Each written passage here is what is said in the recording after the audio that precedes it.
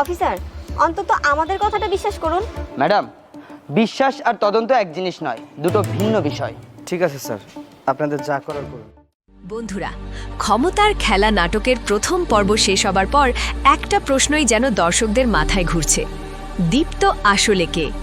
সে কি সত্যিই একজন সাধারণ গাড়ি চালক, নাকি তার শান্ত মুখোশের আড়ালে লুকিয়ে আছে এমন এক ভয়ঙ্কর পরিচয় যার সঙ্গে শহরের ত্রাস আরিয়ান খানের সরাসরি সম্পর্ক রয়েছে? প্রথম পর্বের শেষ দৃশ্যটা আরেকবার মনে করুন। একদিকে শহরের সবচেয়ে ভয়ঙ্কর সন্ত্রাসী আরিয়ান খান, অন্যদিকে ধনী পরিবারের অত্যন্ত শান্ত, ভদ্র এবং দায়িত্বশীল ড্রাইভার দীপ্ত। দুজনের চেহারা এক, দুজনের চোখের দৃষ্টি এক, এমনকি কথা বলার ধরন এবং হাঁটার মধ্যেও আশ্চর্যজনক মিল রয়েছে।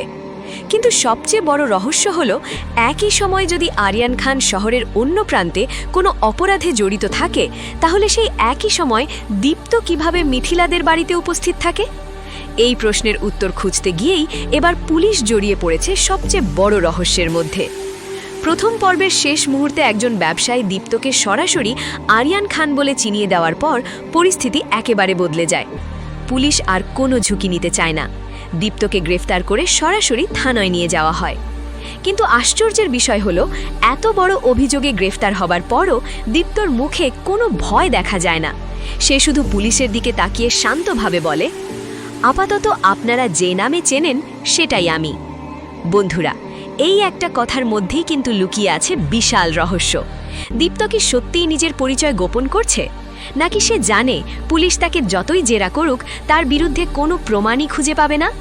আর যদি সে নির্দোষী হয়, তাহলে তার চেহারা আরিয়ান খানের সঙ্গে এতটা মিলে গেল কিভাবে? এই প্রশ্নের উত্তর খুঁজতেই শুরু হবে দ্বিতীয় পর্বের সবচেয়ে গুরুত্বপূর্ণ অংশ, থানার ইন্টারোগেশন।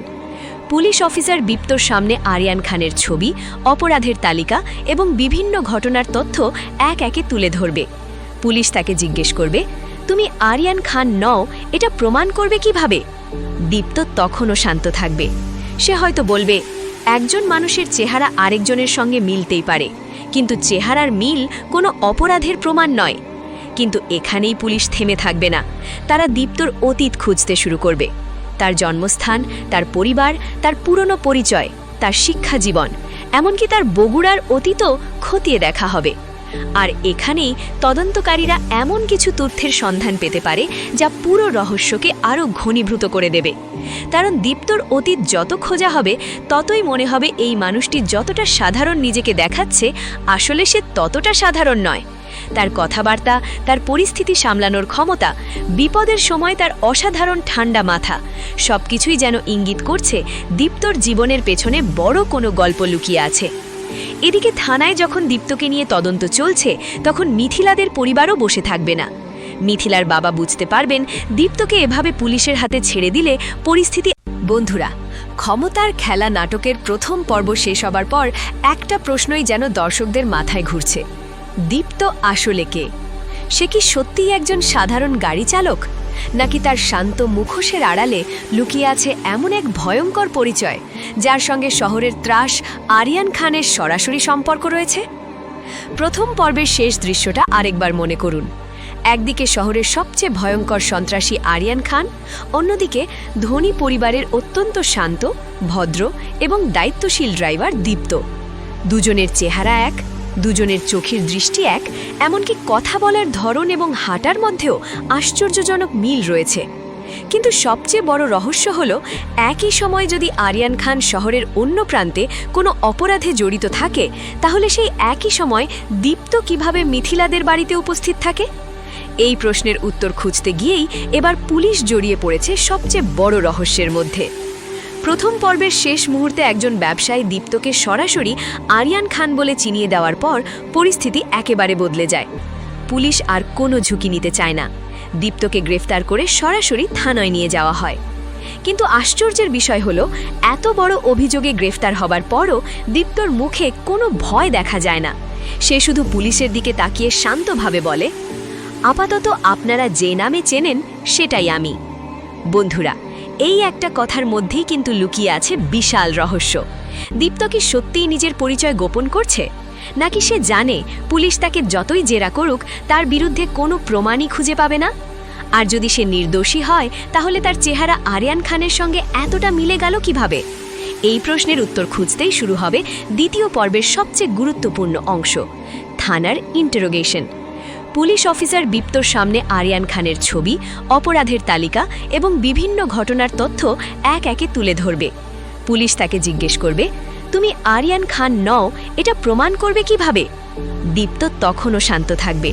সে হয়তো বলবে, একজন মানুষের চেহারা আরেকজনের সঙ্গে মিলতেই পারে, কিন্তু চেহারার মিল কোনো অপরাধের প্রমাণ নয়। কিন্তু এখানেই পুলিশ থেমে থাকবে না। তারা দীপ্তর অতীত খুঁজতে শুরু করবে, তার জন্মস্থান, তার পরিবার, তার পুরনো পরিচয়, তার শিক্ষা জীবন, এমনকি তার বগুড়ার অতীতও খতিয়ে দেখা হবে। আর এখানেই তদন্তকারীরা এমন কিছু তথ্যের সন্ধান পেতে পারে যা পুরো রহস্যকে আরও ঘনীভূত করে দেবে। কারণ দীপ্তর অতীত যত খোঁজা হবে ততই মনে হবে এই মানুষটি যতটা সাধারণ নিজেকে দেখাচ্ছে আসলে সে ততটা সাধারণ নয়। তার কথাবার্তা, তার পরিস্থিতি সামলানোর ক্ষমতা, বিপদের সময় তার অসাধারণ ঠান্ডা মাথা, সবকিছুই যেন ইঙ্গিত করছে দীপ্তর জীবনের পেছনে বড় কোনো গল্প লুকিয়ে আছে। এদিকে থানায় যখন দীপ্তকে নিয়ে তদন্ত চলছে তখন মিথিলাদের পরিবারও বসে থাকবে না। মিথিলার বাবা বুঝতে পারবেন দীপ্তকে এভাবে পুলিশের হাতে ছেড়ে দিলে পরিস্থিতি আরও ভয়ঙ্কর হতে পারে। তাই দ্রুত একজন আইনজীবীর সাহায্য নেওয়া হবে।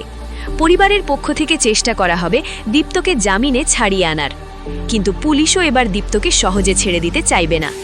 অবশেষে হয়তো দীপ্ত সাময়িকভাবে মুক্তি পাবে, তবে তার উপর থাকবে পুলিশের কড়া নজর।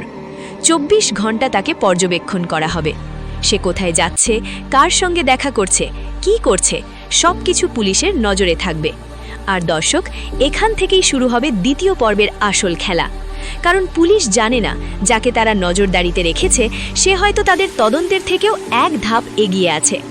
অন্যদিকে মিথিলা আর জুলিয়েটও এবার নিজেরাই দীপ্তকে অনুসরণ করার সিদ্ধান্ত নেবে। তাদের মাথায় একই প্রশ্ন, দীপ্ত কি সত্যিই শুধু একজন ড্রাইভার? একদিন তারা গোপনে দীপ্তর পিছু নেবে। দীপ্ত শহরের ব্যস্ত রাস্তা পেরিয়ে এমন একটা জায়গায় যাবে যেখানে সাধারণ মানুষের যাতায়াত প্রায় নেই বললেই চলে। মিথিলা দূর থেকে তাকিয়ে থাকবে। তার চোখে তখন ভয় আর সন্দেহ দুটোই, কারণ জায়গাটা সম্পর্কে আগে থেকেই একটা গুজব রয়েছে। এই জায়গায় নাকি আরিয়ান খানের লোকজন নিয়মিত যাতায়াত করে। মিথিলা তখন নিজের চোখকেই বিশ্বাস করতে পারবে না। সে ভাববে, দীপ্ত এখানে কেন? আর ঠিক তখনই একটি কালো গাড়ি এসে সেখানে থামবে। গাড়ি থেকে নামবে কয়েকজন অস্ত্রধারী লোক। মিথিলা আরও আতঙ্কিত হয়ে যাবে, কারণ তাদের একজনের মুখ সে আগেও দেখেছে। সে আরিয়ান খানের খুব কাছের একজন লোক। তাহলে কি দীপ্ত সত্যিই আরিয়ান খানের সঙ্গে যুক্ত, নাকি সে কোনো গোপন মিশনে এই জায়গায় এসেছে? মিথিলা উত্তর খুঁজে পাওয়ার আগেই হঠাৎ দীপ্ত পিছনে তাকাবে। তার চোখ সরাসরি গিয়ে পড়বে মিথিলার ওপর। মিথিলা বুঝতে পারবে দীপ্ত তাকে দেখে ফেলেছে, কিন্তু এরপর দীপ্ত যা করবে সেটাই বদলে দেবে পুরো পরিস্থিতি। সে মিথিলাকে কিচ্ছু বলবে না, বরং এমনভাবে সেখান থেকে চলে যাবে যেন সেটাকে দেখেইনি। কেন? সে কি ইচ্ছে করেই মিথিলাকে অনুসরণ করতে দিচ্ছে, নাকি দীপ্ত জানে তার পেছনে শুধু মিথিলা নয় আরও কেউ নজর রাখছে? বন্ধুরা, এখানেই দ্বিতীয় পর্বের রহস্য আরও গভীর হতে শুরু করবে। কারণ দীপ্তকে নিয়ে সন্দেহ এখন শুধু মিথিলা বা পুলিশের মধ্যে সীমাবদ্ধ থাকবে না। আরিয়ান খানের লোকজনও বুঝতে শুরু করবে এই দীপ্ত নামের মানুষটি আসলে কে। আর যদি সত্যিই দীপ্ত আরিয়ান খানের শত্রু হয়ে থাকে, তাহলে সে এতদিন এই পরিবারের ড্রাইভার সেজেছিল কেন? তার উদ্দেশ্য কি? কাকে সে খুঁজছে? আর সবচেয়ে বড় কথা, দীপ্ত কি আরিয়ান খানকে ধ্বংস করতে এই শহরে এসেছে, নাকি আসল সত্যি আরও ভয়ঙ্কর? এই প্রশ্নের উত্তর পেতে হলে আমাদের যেতে হবে দ্বিতীয় পর্বের পরবর্তী অংশে। কারণ সেখানে এমন একটা ঘটনা ঘটতে যাচ্ছে যেখানে প্রথমবারের মতো দীপ্তর আসল ক্ষমতার কিছুটা আভাস পাওয়া যাবে। আর সেই মুহূর্তে মিথিলাও বুঝে যাবে সে এতদিন যাকে সাধারণ একজন ড্রাইভার ভেবেছে তার পরিচয়ের আড়ালে লুকিয়ে আছে আরও বড় এক রহস্য। কিন্তু বন্ধুরা, এখানেই শেষ নয়, কারণ দীপ্তর এই গোপন যাতায়াতের খবর খুব দ্রুত পৌঁছে যাবে আরিয়ান খানের কানে। আরিয়ান তখন বুঝবে কেউ একজন তার সাম্রাজ্যের ভেতরে ঢুকে তাকে চ্যালেঞ্জ করার প্রস্তুতি নিচ্ছে, আর সেই মানুষটির নাম দীপ্ত। এরপর আরিয়ান যে চালটি দেবে সেটাই হয়তো দ্বিতীয় পর্বের সবচেয়ে ভয়ঙ্কর খেলার সূচনা করবে। আরিয়ানের পাল্টা চাল, মিথিলার বিপদ আর দীপ্তর গোপন ক্ষমতা। এই শেষে আমরা দেখেছি দীপ্তকে নিয়ে সন্দেহ এখন আর শুধু মিথিলা কিংবা পুলিশের মধ্যে সীমাবদ্ধ নেই, আরিয়ান খানের লোকজনও বুঝতে শুরু করেছে এই শান্তশিষ্ট ড্রাইভারের পরিচয়ের আড়ালে এমন কিছু লুকিয়ে আছে যা তাদের পুরো সাম্রাজ্যের জন্য হুমকি হয়ে দাঁড়াতে পারে। আরিয়ান যখন প্রথমবার দীপ্তর খবর পাবে তখন হয়তো সে বিষয়টাকে খুব একটা গুরুত্ব দেবে না, কারণ তার কাছে একজন সাধারণ ড্রাইভার কোনো বড় হুমকি নয়। কিন্তু যখন তার লোকেরা জানাবে যে দীপ্ত পুলিশের হাতে গ্রেপ্তার হওয়ার পরও বিন্দুমাত্র ভয় পায়নি এবং তদন্তের মাঝেও নিজের পরিচয় নিয়ে আত্মবিশ্বাসী ছিল, তখন আরিয়ান খান বিষয়টাকে অন্যভাবে দেখতে শুরু করবে। সে তার সবচেয়ে বিশ্বস্ত লোককে ডেটে বলবে, ওর ওপর নজর রাখো, কিন্তু একটা কথা মনে লেখো, ওকে এখনই ছোবে না। কারণ আরিয়ান জানতে চাইবে দীপ্ত আসলে কার লোক। সে কি পুলিশের হয়ে কাজ করছে, নাকি কোনো প্রতিদ্বন্দ্বী গ্যাং তাকে ব্যবহার করছে, নাকি সত্যিই এমন কোনো পুরনো হিসাব আছে যার কারণে দীপ্ত তার জীবনে ফিরে এসেছে। আরিয়ান তখন নিজের লোকদের দিয়ে দীপ্তর অতীত খুঁজতে শুরু করবে। কিন্তু আশ্চর্যের বিষয় হবে, দীপ্ত সম্পর্কে যত তথ্য খোঁজা হবে ততই তথ্যগুলো অসম্পূর্ণ পাওয়া যাবে। কোথাও তার নাম আছে, কোথাও নেই। কোনো পুরনো রেকর্ডে তার বয়স মিলে যায়, আবার কোনো নথিতে তার জন্ম তারিখ সম্পূর্ণ আলাদা, যেন কেউ ইচ্ছে করেই তার অতীতের কিছু অংশ মুছে দিয়েছে। আরিয়ান তখন প্রথমবারের মতো চিন্তিত হয়ে পড়বে, কারণ অপরাধের জগতে সে অনেক শত্রু তৈরি করেছে, কিন্তু এমন একজন শত্রুকে সে আগে কখনো দেখেনি যার পরিচয়ই নিশ্চিত করা যাচ্ছে না। এদিকে দীপ্ত পুলিশের নজরদারির মধ্যেই মিথিলাদের বাড়িতে ফিরে আসবে। বাইরে থেকে দেখলে মনে হবে সবকিছু স্বাভাবিক। সে আগের মতো গাড়ি পরিষ্কার করবে, মিথিলাদের গাড়ি প্রস্তুত করে রাখবে, বাড়ির সদস্যদের প্রয়োজন অনুযায়ী গাড়ি চালাবে। কিন্তু মিথিলার চোখে এখন আর দীপ্ত আগের সেই সাধারণ ড্রাইভার নয়।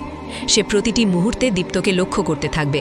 দীপ্ত কিভাবে কথা বলে, কার সঙ্গে ফোনে কথা বলে, কোথায় যায়, কখন বাড়ি থেকে বের হয়, সব কিছু মিথিলার নজরে থাকবে। একদিন মিথিলা হঠাৎ দীপ্তকে প্রশ্ন করবে, তুমি আসলে কে? দীপ্ত কিছুক্ষণ চুপ থাকবে, তারপর মিথিলার দিকে তাকিয়ে বলবে, যে পরিচয় নিয়ে তোমাদের বাড়িতে এসেছি আপাতত সেটাই আমার পরিচয়। মিথিলা তখন আরও অবাক হয়ে যাবে। সে বলবে, তাহলে আরিয়ান খানের সঙ্গে তোমার চেহারার এত মিল কিভাবে? দীপ্ত কোনো উত্তর দেবে না, শুধু মৃদু হেসে বলবে, সব প্রশ্নের উত্তর একসঙ্গে পেলে রহস্য বলে কিছু থাকে না। বন্ধুরা, এই কথাটাই মিথিলার সন্দেহ আরও বাড়িয়ে দেবে, কারণ দীপ্ত চাইলে সরাসরি বলতে পারত সে আরিয়ান নয়, কিন্তু সে সেটা করছে না। সে শুধু প্রশ্ন এড়িয়ে যাচ্ছে। এর মানে কি সে সত্যিই কিছু লুকাচ্ছে, নাকি এমন কোনো সত্যি আছে যেটা এখন প্রকাশ করলে মিথিলাও বিপদে পড়ে যাবে? ঠিক তখনই মিথিলাদের পরিবারের উপর নেমে আসবে নতুন বিপদ। মিথিলার বাবা যে ব্যবসা পরিচালনা করেন সেটার উপর অনেক দিন ধরেই নজর ছিল আরিয়ান খানের, কিন্তু এতদিন সরাসরি আক্রমণ না করলেও এবার আরিয়ান সিদ্ধান্ত নেবে এই ব্যবসাটা যেভাবেই হোক তার দখলে নিতে হবে। তার লোকেরা প্রথমে ভয় দেখাবে, তারপর ব্যবসায়িক অংশীদারদের চাপ দেওয়া হবে, কিছু গুরুত্বপূর্ণ চুক্তি বাতিল করার চেষ্টা করা হবে, এমনকি মিথিলার বাবার বিরুদ্ধে মিথ্যে অভিযোগ দাঁড় করানোরও পরিকল্পনা হতে পারে। পরিবারের সবাই যখন বুঝতে পারবে তারা বড় বিপদের মধ্যে পড়ে গেছে, তখন মিথিলার বাবা বাধ্য হয়ে পুলিশের সাহায্য চাইবেন। কিন্তু সমস্যা হলো, যে আরিয়ান খানের বিরুদ্ধে অভিযোগ করা হচ্ছে সেই আরিয়ান খানকেই পুলিশ এখনও ঠিকভাবে শনাক্ত করতে পারছে না, কারণ তাদের হাতে যে ছবি ও তথ্য আছে সেগুলো দীপ্তর সঙ্গে মিলে যাচ্ছে। আর এখানেই তদন্ত আরও জটিল হয়ে উঠবে। পুলিশের একজন অফিসার হয়তো বলবে, আমাদের কাছে আরিয়ান খানের ছবি আছে, কিন্তু আমরা যাকে গ্রেপ্তার করেছিলাম সে নিজেকে দীপ্ত বলছে। এখন আমাদের আগে প্রমাণ করতে হবে এই দুজন আসলে একজন নাকি দুজন আলাদা মানুষ। এই একটি প্রশ্নই পুরো তদন্তকে নতুন দিকে নিয়ে যাবে। এদিকে আরিয়ান বুঝতে পারবে সরাসরি আক্রমণ করলে পুলিশ আরও সক্রিয় হয়ে উঠবে, তাই সে অন্য একটি পরিকল্পনা করবে। সে এমন পরিস্থিতি তৈরি করবে যেখানে মিথিলাদের পরিবার নিজেরাই বিপদের মধ্যে পড়ে যাবে, আর ঠিক সেই মুহূর্তে দীপ্তকে বাধ্য করা হবে তার আসল ক্ষমতা প্রকাশ করতে। কারণ আরিয়ান জানে দীপ্ত যতই নিজেকে সাধারণ মানুষ হিসেবে লুকিয়ে রাখুক, বিপদের সময় তার আসল পরিচয় বেরিয়েই আসবে। পরিকল্পনা অনুযায়ী এক রাতেই মিথিলাদের ব্যবসা প্রতিষ্ঠানের সামনে কয়েকটি গাড়ি এসে দাঁড়াবে। এক এক করে নামবে আরিয়ানের লোকজন, তাদের হাতে থাকবে অস্ত্র। ব্যবসা প্রতিষ্ঠানের কর্মীরা আতঙ্কিত হয়ে পড়বে। মিথিলার বাবা পরিস্থিতি বুঝে দ্রুত সবাইকে নিরাপদ জায়গায় যেতে বলবেন। মিথিলা তখন দীপ্তকে ফোন করবে, দীপ্ত তুমি কোথায়? দীপ্ত বলবে, আপনারা ভিতরে থাকুন, আমি আসছি। মিথিলা অবাক হয়ে বলবে, তুমি একা কি করবে? দীপ্ত শুধু বলবে, যতক্ষণ আমি আছি কেউ আপনাদের কাছে আসতে পারবে না। বন্ধুরা, এই সংলাপের পরই শুরু হবে দ্বিতীয় পর্বের অন্যতম গুরুত্বপূর্ণ অ্যাকশন সিকোয়েন্স। দীপ্ত একা বাইরে বেরোবে, সামনে থাকবে এক দল সশস্ত্র লোক। সংখ্যায় তারা অনেক বেশি, কিন্তু দীপ্ত একটুও ভয় পাবে না। সে প্রথমে তাদের সঙ্গে কথা বলে পরিস্থিতি সামলানোর চেষ্টা করবে, কিন্তু যখন তারা আক্রমণ করতে এগিয়ে আসবে তখন দীপ্ত এমন কৌশল ব্যবহার করবে যা একজন সাধারণ ড্রাইভারের পক্ষে জানা প্রায় অসম্ভব। সে খুব দ্রুত কয়েকজনকে নিরস্ত্র করে ফেলবে। একজন লোক পেছন থেকে আক্রমণ করতে গেলে দীপ্ত মুহূর্তের মধ্যে সেটা বুঝে যাবে, তারপর তাকে এড়িয়ে গিয়ে লোকটির হাত থেকে অস্ত্র সরিয়ে দেবে। মিথিলা জানালা দিয়ে পুরো ঘটনা দেখবে। তার চোখে তখন বিস্ময়।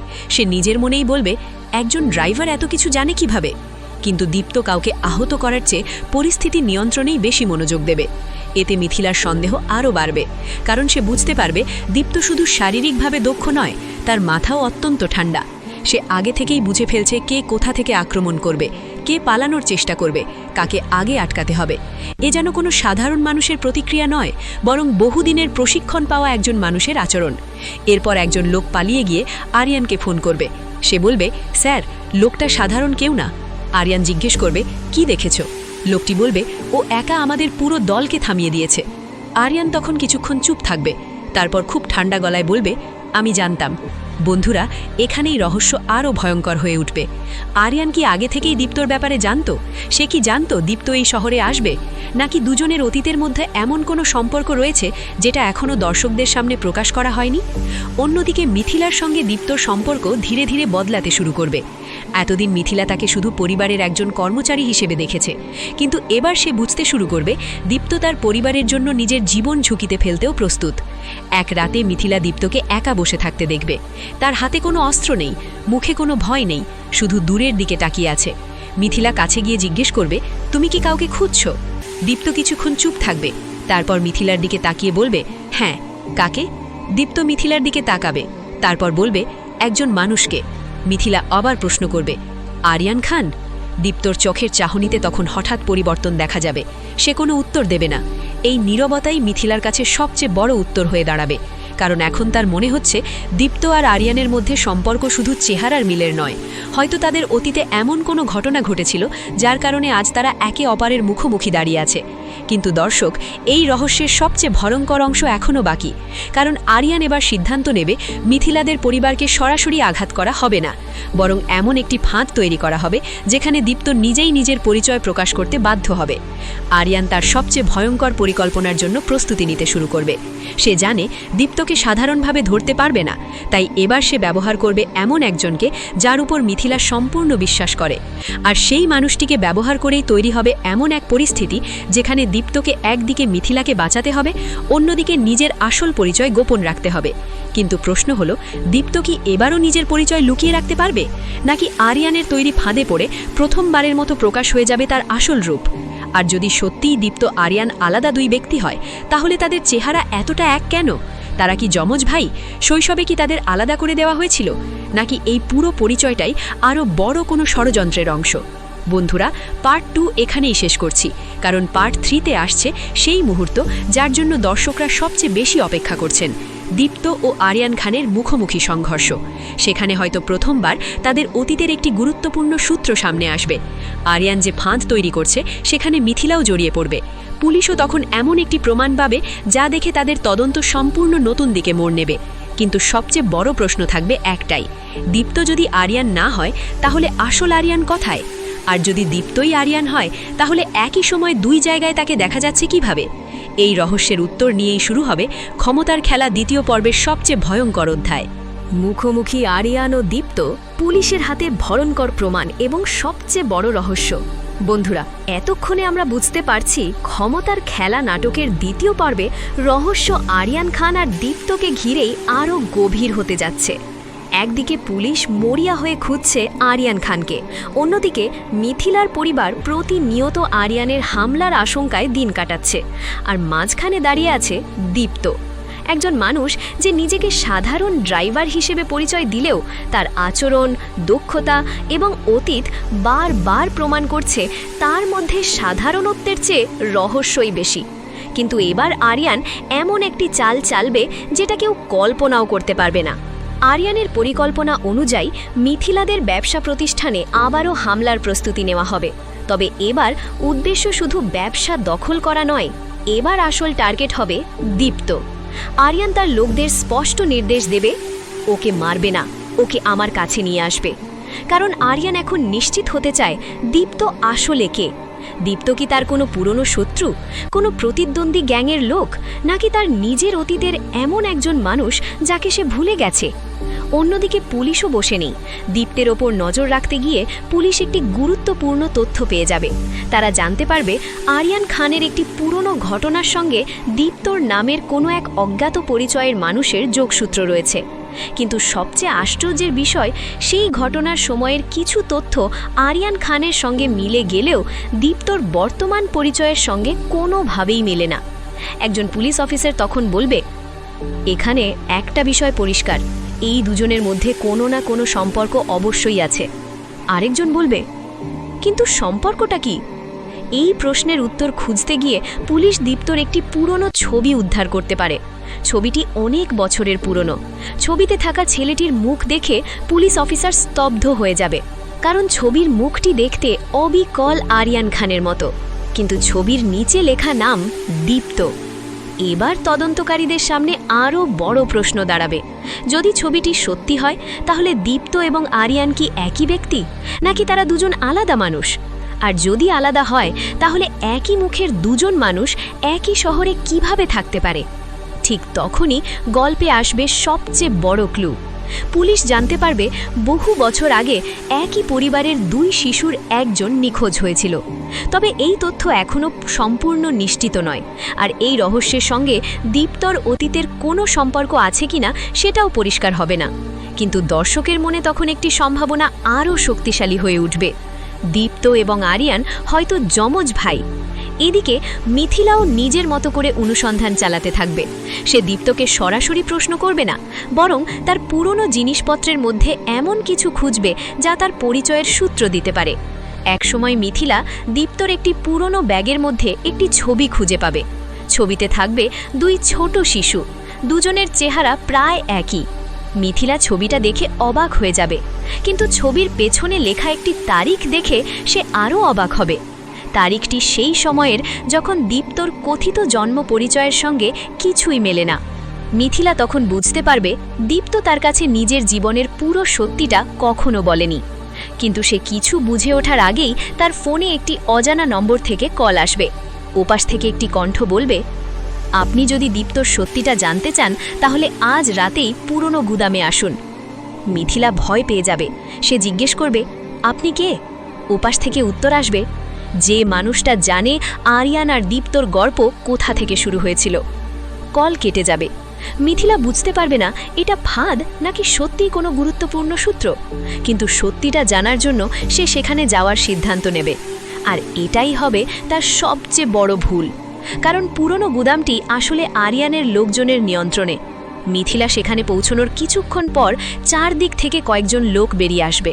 মিথিলা বুঝতে পারবে সে ফাঁদে পড়েছে। সে সাহায্যের জন্য ফোন করতে যাবে, কিন্তু তার আগেই ফোনটি ছিনিয়ে নেওয়া হবে। ঠিক তখনই একজন লোক বলবে, দীপ্তকে খবর দাও। বন্ধুরা, এবার বুঝতে পারছেন পুরো ঘটনাটা আসলে দীপ্তকে সেখানে আনার জন্যই সাজানো হয়েছিল। কিছুক্ষণ পর দীপ্ত খবর পাবে মিথিলা বিপদে। সে আর এক মুহূর্তও দেরি করবে না, একাই রওনা হবে পুরনো গুদামের দিকে। কিন্তু দীপ্ত জানে না এই জায়গায় তার জন্য অপেক্ষা করছে শুধু আরিয়ানের লোকজন নয়, অপেক্ষা করছে আরও ভয়ঙ্কর একজন, আরিয়ান খান নিজে। দীপ্ত গুদামের ভিতরে ঢুকবে। চারদিকে অন্ধকার, মেঝেতে পড়ে আছে ভাঙা কাঠের বাক্স। দূরে মিথিলাকে আটকে রাখা হয়েছে। দীপ্ত ধীরে ধীরে সামনে এগিয়ে যাবে। হঠাৎ অন্ধকারের ভিতর থেকে একটি কণ্ঠ শোনা যাবে, অনেক দিন পর দেখা হলো। দীপ্ত থেমে যাবে, তার চোখের দৃষ্টি বদলে যাবে। সে কণ্ঠস্বরটি চিনতে পেরেছে। ধীরে ধীরে অন্ধকার থেকে বেরিয়ে আসবে একজন মানুষ, কালো পোশাক, ঠান্ডা চোখ, মুখে রহস্যময় হাসি। সে আর কেউ নয়, আরিয়ান খান। মিথিলা দীপ্তর দিকে তাকাবে, তারপর আরিয়ানের দিকে। দুজনকে পাশাপাশি দেখে মিথিলা যেন নিজের চোখকেই বিশ্বাস করতে পারবে না, কারণ তার সামনে দাঁড়িয়ে আছে একই মুখের 2 জন মানুষ। আরিয়ান ধীরে ধীরে দীপ্তর দিকে এগিয়ে এসে বলবে, তুমি এখানে আসবে সেটা আমি জানতাম। দীপ্ত কোনো উত্তর দেবে না। আরিয়ান আবার বলবে, এতদিন ধরে আমার নাম ব্যবহার করে কি করছো? এই কথায় মিথিলা আরও অবাক হয়ে যাবে, কারণ আরিয়ানের কথায় মনে হচ্ছে সে দীপ্তকে আগে থেকেই চেনে।